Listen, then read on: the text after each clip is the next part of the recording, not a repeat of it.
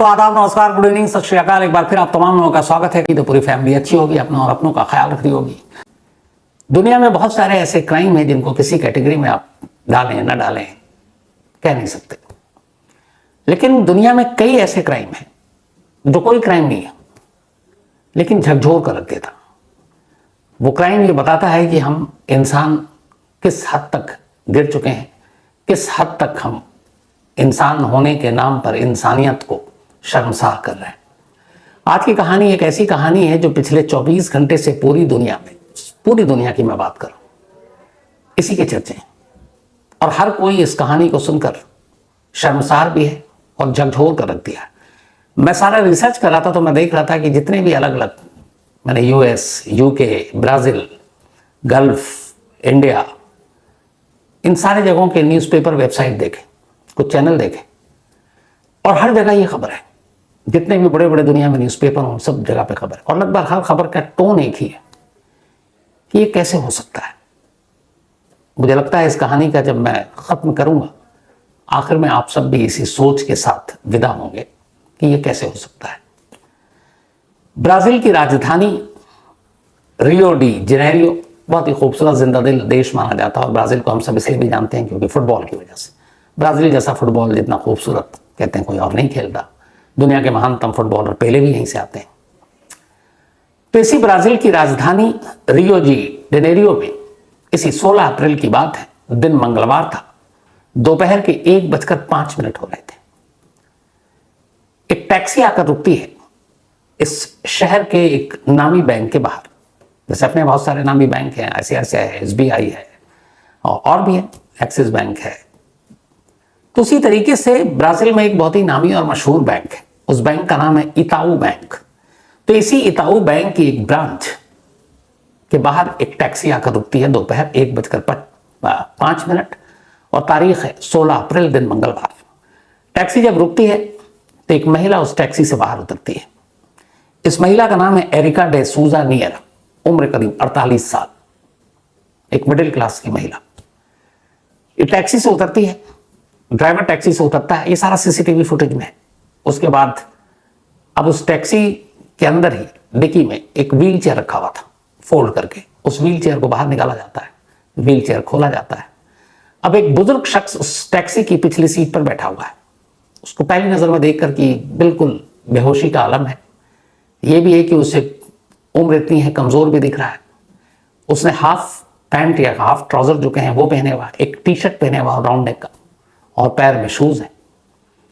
तो उसको ड्राइवर की मदद से वो महिला कार से निकालती है और उस व्हील चेयर पर बैठा देती है। क्योंकि उस शख्स जो उम्र थी उसकी, और देखकर कटकाठी से था कि उसका वजन बहुत ज्यादा नहीं होगा। उस 68 साल के बुजुर्ग का नाम है पाउलो रोबर्टो ब्राक। तो पाउलो को अब टैक्सी से उतारकर उस व्हील चेयर में बिठा दिया जाता है। इस दौरान में कैमरा ये दिखाता है कि एक शख्स सड़क को क्रॉस कर रहा होता है। वो देखता है कि एक लेडी, एक बुजुर्ग बीमार आदमी को एक व्हील चेयर पर बैठाता है। वो आगे बढ़ता है मदद के लिए कि मैं हेल्प करूं। वो लेडी कहती है नहीं ठीक है, बस ये थोड़े से इनकी तबीयत ठीक नहीं है। तो वो निकल जाता है कि चलो मेरी मदद की जरूरत नहीं। इसके बाद टैक्सी ड्राइवर का भी काम खत्म, वो व्हील चेयर पर बैठाकर अपनी गाड़ी लेता और चला जाता है। अब वो लेडी इस व्हील चेयर पर उस बुजुर्ग को बिठाकर धीरे धीरे इसी इताऊ बैंक के अंदर दाखिल होती है। अंदर जाकर वो एक जगह पे व्हील चेयर रोक देती है। उसके बाद वो कुछ फॉर्म लेती है, कुछ किसी से पूछताछ करती है और फिर उस बुजुर्ग शख्स को वापस व्हील चेयर चलाते हुए एक काउंटर के पास रुक जाती है। काउंटर के पास रुकने के बाद अब काउंटर के दूसरी तरफ बैंक का जो एम्प्लॉई है वो बैठा हुआ है, बहुत सारे डॉक्यूमेंट्स हैं, फाइल है। तो कहानी ये थी कि ये जो बुजुर्ग है पाउलो, इसने एक लोन के लिए एप्लीकेशन दिया हुआ था और इसने लोन लिया था। टोटल जो मांगा था बैंक से अपनी बीमारी, अपनी जिंदगी को आगे गुजारने के लिए, 68 साल की उम्र, वहां की सरकार की कई स्कीमें थी।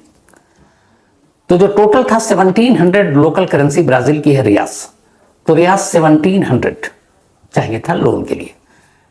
अगर डॉलर में उसको कन्वर्ट करें तो अराउंड 3250 $3250 और इंडियन करेंसी में करें तो अराउंड 2,70,000 रुपए। तो 2,70,000 रुपए के लोन लेने थे और इस बुजुर्ग ने, पाउलो ने, इस लोन के लिए अप्लाई कर रखा था। लोन अप्रूव भी हो गया। सिर्फ अब इस पाउलो की दस्तखत की जरूरत थी। तो उसी दस्तखत के लिए अब उसके साथ ये जो एरिका है, ये उसकी नीस है, भतीजी। वो उसको लेकर पहुंची। काउंटर पर जाकर वो सारे डॉक्यूमेंट्स दिखाती है, लोन अप्रूवल के सब कुछ सारी बातें करती है। थोड़ी देर के बाद उधर वो बात कर रही है, इधर बीच में ये हो रहा है कि जो व्हील चेयर पे उसके चाचा बैठे हुए हैं, व्हील चेयर उसने पकड़ा हुआ अपने हाथ से, और एक तरफ हाथ ऐसे ही कि जैसे उनका गर्दन उसके सपोर्ट में रहे। और जब भी वो अपना बैंक के काउंटर की तरफ बढ़ती तो फिर वो जो व्हील चेयर पर बैठा बुजुर्ग शख्स है उसकी गर्दन लुढ़क जाती, कभी राइट कभी लेफ्ट। वो फिर गर्दन को ठीक करती, आ जाती, एक हाथ रखती, और उस बुजुर्ग के पैर के ऊपर एक फाइल उसने रखा हुआ है। फिर उसके बाद वो एक पेन निकालती है, पेन बुजुर्ग के हाथ में पकड़ाती है। बुजुर्ग हाथ में पेन पकड़ नहीं रहा, लेकिन वो उसकी उंगलियों में फंसाती है। फिर वो पेन निकलता है, फिर वो उसके कान के करीब जाकर कहती है, आपको साइन करना है, आप साइन कर दीजिए। अब बुजुर्ग कितना सुन रहा है किसी को पता नहीं। फिर बैंक एम्प्लॉय उससे बात कर रहा है, और वो फिर उससे कहती है कि अंकल आप सुन रहे हैं, आर यू लिसनिंग? कहती है आपको यहाँ साइन करना है लोन कॉन्ट्रैक्ट पे, और अगर आपने साइन नहीं किया तो फिर हमें वही मुश्किलें आएंगी, तो आपको साइन करना जरूरी है। फिर कहती क्या वो अंकल आपके सर में दर्द हो रहा है, क्या तबीयत ठीक नहीं लग रही है आपकी? ये बार बार वो बोल रही है। जब भी बैंक के स्टाफ फिर कहता है कि ठीक है आपको इनका सिग्नेचर कराना है, तो वो फिर पूछती अंकल इनको और भी काम है, आप साइन कर दो, आप साइन नहीं करोगे तो फिर परेशानी रहेगी, पैसे मिलेंगे नहीं। फिर वो ऐसे उसके कान की तरफ जाती है, उसके चेहरे पे हाथ लगाती और कहती कि आपकी तबीयत ठीक तो है। इतने में एक बैंक स्टाफ लगातार देख रहा था, वो आता है, कहता है कोई प्रॉब्लम? कहती नहीं, ये ऐसे ही खामोश, बोलते नहीं है, लगभग नींद बेहोशी की हालत में रहते हैं, उम्र कई बीमारियां हैं तो इस वजह से। और बिल्कुल मैंने जैसा बताया कि शूज पैर में है, हाफ पैंट है, लोअर भी जिसे कहें, और टी शर्ट है, और बिल्कुल चेहरा वगैरह सब बाल करीने से सजा हुआ है, और कुर्सी पर बैठे हैं व्हील चेयर पर वो। अब वो साइन वाली बात आ रही है, वो बैंक से बात कर रही है, बीच में इधर कर रही है, फिर हाथ रखता है तो सर इधर से उधर होता है। एक बैंक का मुलाजिम लगातार इसको देख रहा था, इस सीन को। उसे पता नहीं क्या हुआ, अब उसने अपना मोबाइल निकाला और वीडियो शूट करना शुरू किया। इस दौरान उस बैंक में सीसीटीवी कैमरे हर बैंक में होते, कैमरा भी लगा हुआ है, लेकिन शायद उस वक्त कोई कैमरे की तरफ ध्यान नहीं दे रहा है। जो सीसीटीवी कैमरे का जो कंट्रोल रूम था, शायद वहां बैठा हुआ शख्स इस सीन को नहीं देख रहा है। इस सीन को देख रहा है एक बैंक का एम्प्लॉय, क्योंकि वो उस बुजुर्ग को देखकर लगा कि इस बैंक में आए हुए इसको 10 मिनट हो गया है, इस बुजुर्ग ने एक बार भी आंखें नहीं खोली है, इस बुजुर्ग ने एक बार भी इसका गर्दन कभी दाएं कभी बाएं लुढ़क रहा है, पेन हाथ में देने की कोशिश कर रही है, पेन वो पकड़ नहीं रहा। और वो उस बैंक एम्प्लॉय ये सारी चीज़ इसलिए नोटिस कर रहा था कि उसे लगा ये बुजुर्ग आदमी बीमार रहता, मैं शायद कोई हेल्प करूँ। और वो हेल्प करने के लिए 2 बार गया, और उसने उस लेडी से कहा कि क्या मैं हेल्प कर सकता हूँ? कहती नहीं। फिर वो पूछता है कि ये कुछ बोल क्यों नहीं रहे, तो उसने कहा ये कम बोलते हैं और तबीयत ठीक नहीं। वो भी पूछता है कि क्या हुआ, तो वो कहते हैं कई सारी बीमारी है। अब ये सारी चीज़ें हो रही है, वो बैंक एम्प्लॉय उसको अपने मोबाइल से वीडियो बना रहा है, सीसीटीवी कैमरे में अलग रिकॉर्ड हो रहा है, लेकिन उधर कोई देख नहीं रहा।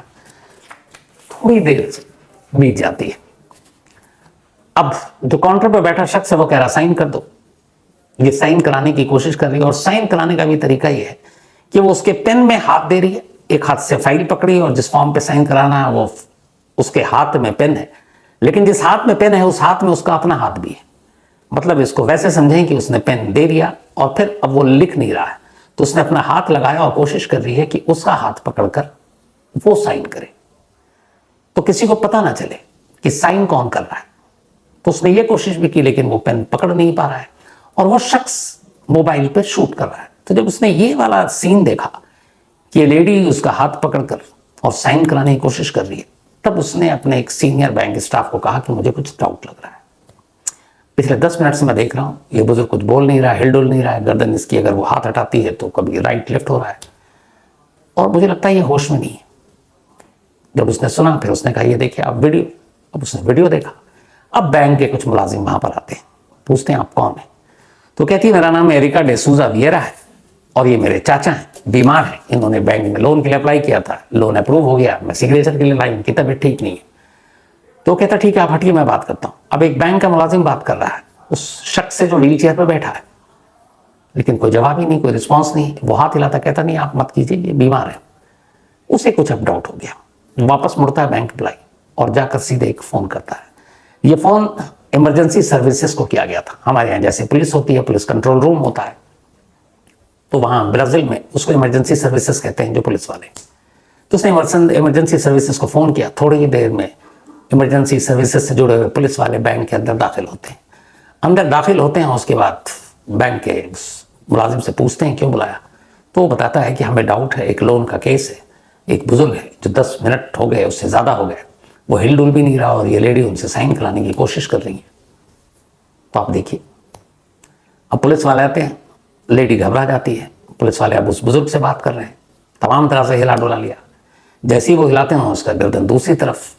अब पुलिस वाले बहुत ध्यान से देखते हैं क्योंकि पुलिस को तजुर्बा है। उन्हें लगता है ये शख्स जिंदा भी है कि नहीं। फिर नब्ज टटोलते हैं, पता चला ये शख्स तो जिंदा ही नहीं, ये तो एक लाश। अब जब पुलिस को ये पता चलता है तो वो अचानक लेडी से पूछती है कि ये क्या है। तो कहते नहीं, ये तो बिल्कुल ठीक है, मैं जिंदा थी, मैं लेकर आई हूँ, घर से टैक्सी से आई हूँ, टैक्सी से यहाँ आई हूँ, पर ये चलने फिरने में थोड़े से प्रॉब्लम है तो मैं व्हील चेयर पर लाई।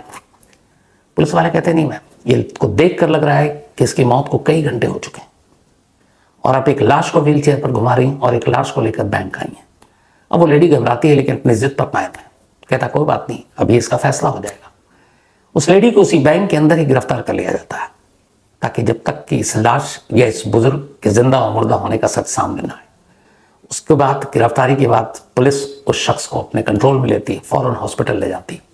हॉस्पिटल ले जाती है, डॉक्टर देखते हैं और डॉक्टर बताते हैं कि ही इज डेड, ये एक मुर्दा है, ये एक लाश है। पुलिस वाले को अंदाजा तो हो चुका था, तो पुलिस वाला फिर पूछा जाता है डॉक्टरों से कि मुझे एग्जैक्ट बताइए कि इसकी मौत कब हुई है। तो उसने कहा ठीक है, पोस्टमार्टम के बाद पता चलेगा। इसके बाद पोस्टमार्टम होता है, फिर उसकी फॉरेंसिक जांच होती है और पोस्टमार्टम और फॉरेंसिक की जांच के बाद ये पता चलता है कि इस शख्स की मौत कई घंटे पहले हो चुकी है, कम से कम 4 से 6 घंटे पहले जब इस बैंक में 1:05 पर दाखिल हुई थी। तो इसका मतलब है कि इसकी मौत सुबह करीब 8 से 10 के दरमियान हो चुकी थी। तो क्या एरिका एक लाश के साथ बैंक पहुंची थी लोन लेने के लिए? अब पुलिस एरिका से पूछताछ करती है, बैंक के डॉक्यूमेंट्स खंगालती है, तो पता चलता है हाँ, पॉलो ने बैंक में लोन के लिए अप्लाई किया, इसमें कोई गलत नहीं। लोन अप्रूव हो गया, उसकी उम्र और बाकी जो भी चीजें थे, क्राइटेरिया, उसको देखते हुए। लेकिन पॉलो की सुबह मौत हो गई। अब जब मौत हो गई तो उसकी नीस, अब तक हालांकि अब इस नीस पे भी डाउट हो गया कि वो उसकी सगी भतीजी है या कोई फ्रॉड है। तो जो भी था, इसकी मौत उसी वक्त जहां पे हुई वहां पर ये एरिका मौजूद थी। उसने देखा कि ये शख्स मर गया। उसे इस लोन के बारे में भी पता था, वो सारे डॉक्यूमेंट्स भी वो जानती थी। इसका मतलब है कुछ ना कुछ रिश्ता रहा होगा। अब कायदे से उसकी मौत के बाद उसे या तो हॉस्पिटल ले जाना था श्योर करने के लिए, या फिर बाकी जो भी नेबर्स हैं उनको बताकर और फिर कब्रिस्तान दफनाने के लिए ले जाना था। लेकिन एरिका ने ऐसा नहीं किया। उसने कहा कि इस शख्स का लोन पास है, सिर्फ एक सिग्नेचर की जरूरत है, और सिग्नेचर बिना उस शख्स के, वहां का रूल है कि बैंक अगर लोन देता है तो उस शख्स सामने होना चाहिए। आप सिग्नेचर कराकर पेपर बैंक में नहीं ले जा सकते। जिस शख्स के नाम पे लोन है वो शख्स की मौजूदगी जरूरी है। तो ये मजबूरी थी। एरिका ने उसी वक्त एक फैसला लिया। उसने कहा चलो एक लाश से लोन पास कराते हैं और जो ये पैसे आएंगे वो मेरे अकाउंट में आएंगे। कितने? 2,70,000 रुपए। वहां की करेंसी के हिसाब से 1700 रियास, US डॉलर के हिसाब से $3250, $3,250 सिर्फ। तो 2,70,000 रुपए के लिए एरिका ने लाश को तैयार किया, उसे जूते पहनाए, कपड़े पहनाए। इसके बाद व्हील चेयर तैयार की, एक कैब बुक किया, कैब वाला घर आया। उसने कैब वाले से मदद की कि ये बीमार है, बैंक जाना जरूरी है। कैब वाला शरीफ था, उसने हेल्प की, कार की पिछली सीट पर बिठाया, व्हील चेयर को डिग्गी में रखा, खुद लाश के साथ सीट पर पिछली एरिका बैठती। क्यों? क्योंकि उसे लाश को सहारे की जरूरत थी। उसको जब वो छोड़ दी थी तो लाश के सर दाएं बाएं, क्योंकि बेजान है, तो इसलिए बराबर में बैठी, अपना कंधा टिकाकर, और ऐसा बैठाया एकदम सामने कि एक शख्स जिंदा बैठा है। बैंक के बाहर फिर उसने उसी तरीके से उतारा, मदद की, सर को सही रखा और फिर व्हील चेयर लेकर बैंक के अंदर दाखिल हुई। पोस्टमार्टम और विसरा के बाद ये फाइनल हो गया। इसके बाद फॉर्जरी, धोखाधड़ी, ऐसे कई सेक्शन के साथ एरिका को ब्राजील पुलिस ने गिरफ्तार कर लिया है और इस वक्त एरिका पुलिस की हिरासत में है। जब ये न्यूज आई, चूंकि इसके वीडियो जो थे वो बैंक के अंदर भी थे और एक बैंक के स्टाफ ने भी इसको शूट कर लिया था, तो जब ये वीडियो सामने आया उसके बाद ब्राजील का सबसे फेमस जो न्यूज चैनल है उसका नाम है टीवी ग्लोबो। ये फुटेज टीवी ग्लोबो के हाथ लग गया। टीवी ग्लोबो के हाथ लगते ही 16 का था, 17 अप्रैल को टीवी ग्लोबो ने फुटेज के साथ ये स्टोरी प्ले की। जब ये स्टोरी प्ले हुई तो ये खबर थोड़ी देर के बाद ब्राजील से बाहर निकली। फिर दुनिया का शायद ही कोई ऐसा देश हो जहां ये स्टोरी नहीं पहुंची। आज अपने देश में भी हर जगह ये खबर है। ये खबर इसलिए हर एक को बेचैन या परेशान करने वाली रही, ये तस्वीर है, क्योंकि इंसान क्राइम में बहुत कुछ कर गुजरता है जिसके बारे में हम आप सोच नहीं सकते। लेकिन इस कदर लालच में अंधा होकर एक मुर्दे जिसकी जगह, एक लाश जिसकी जगह कब्रिस्तान या शमशान हो, उसको मौत के बाद भी इतनी तकलीफ देकर, उसका एक तरह से श्रृंगार कर, उसको एक तरह से एक्टिंग करवाते हुए, उसे कुछ पता ही नहीं, और एक व्हील चेयर पर बिठाकर बैंक लाकर उससे सिर्फ एक दस्तखत कराना है, इस हद तक इंसान गिर सकता है। इसी एक सवाल ने पूरी दुनिया में इस वीडियो और इस स्टोरी को वायरल कर दिया, और इसके जरिए हम इंसानों की सोच को भी वायरल किया कि पता नहीं हम कहां तक जाएंगे, किस हद तक गिरेंगे। जैसा मैंने शुरू में कहा था आपको, अब इस स्टोरी को सुनने के बाद आप भी सोचिएगा, क्योंकि ये हर एक के सोचने वाली स्टोरी है कि एक इंसान ये भी कर सकता है। अपनी अपनी राय जरूर दीजिएगा। तो कहानी में आज इतना ही।